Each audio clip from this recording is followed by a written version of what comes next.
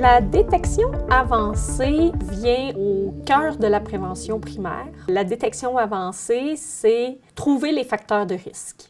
Un de ses buts, c'est de détecter les situations à risque de violence par les facteurs de risque, puis c'est soutenir les facteurs de protection en aidant la personne à l'amélioration de ces facteurs de protection. Les facteurs de protection, dans le fond, c'est qu'est-ce que la personne a là qui existent, qui vont lui permettre de se protéger contre des agressions. Les objectifs de la détection avancée, on peut travailler de deux façons à ce niveau-là. C'est repérer les facteurs de risque de la violence. Fait que c'est autant les facteurs individuels, relationnels, communautaires et sociaux. Et de l'autre côté, c'est stimuler le développement des facteurs de protection. Les moyens de faire de la détection avancée, il y a différentes façons. Il y a référer à une personne spécialiste, travailler sur l'estime de soi et organiser l'environnement. Toute personne peut faire de la détection avancée.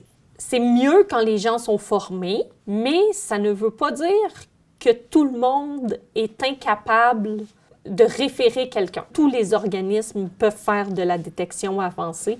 Il suffit juste de l'implanter et de reconnaître la capacité de son personnel. Nous avons 3 organismes qui ont participé au projet.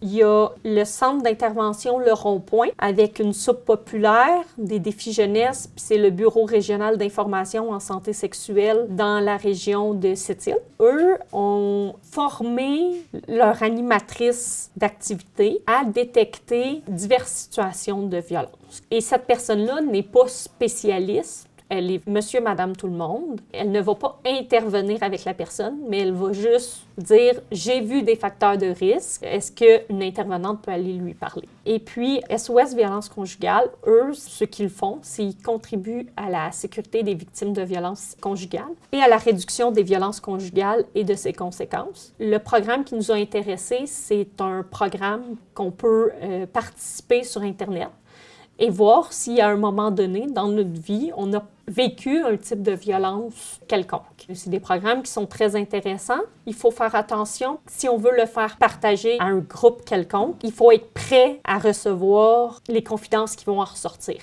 Le 3e organisme, c'est Projet Intervention Prostitution Québec, qui travaille à la prévention et à l'accompagnement dans les phénomènes de la prostitution et de l'exploitation sexuelle. Ma conclusion que j'en fais, c'est que dans plusieurs organismes, on met de côté monsieur, madame, tout le monde dans la détection des risques. On m'a souvent dit, mais c'est quelque chose de trop précis, ils ne peuvent pas intervenir. Je suis d'accord que c'est des choses sur lesquelles ils ne peuvent pas intervenir, mais c'est des choses qu'ils peuvent observer et le référer à quelqu'un d'autre. Donc, moi, je pense que la population a son rôle à jouer en détection avancée.